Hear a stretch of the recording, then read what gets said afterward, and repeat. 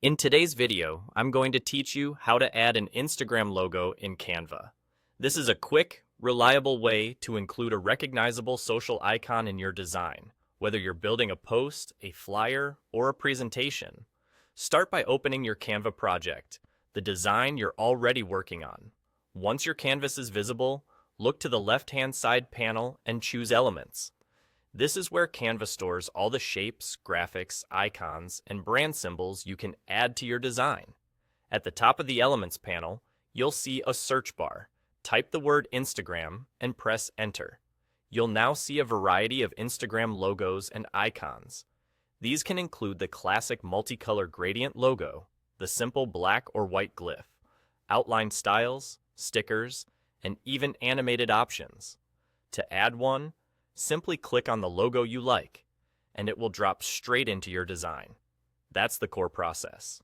If the results feel overwhelming, refine what you're seeing by choosing graphics or icons to narrow the search to flat logo elements rather than photos or videos.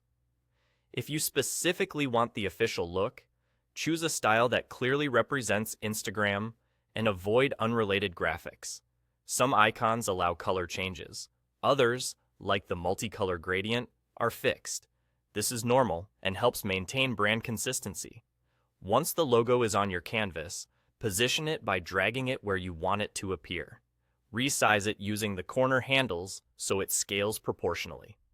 You can rotate it with the rotate handle, or use the toolbar to adjust transparency if you want a softer look. To manage layering, use Position to move it forward or backward relative to other elements. A few helpful tips. Maintain clear space around the logo so it stays legible, avoid stretching or distorting it, and don't apply effects that make it unrecognizable. Make sure it contrasts well with your background.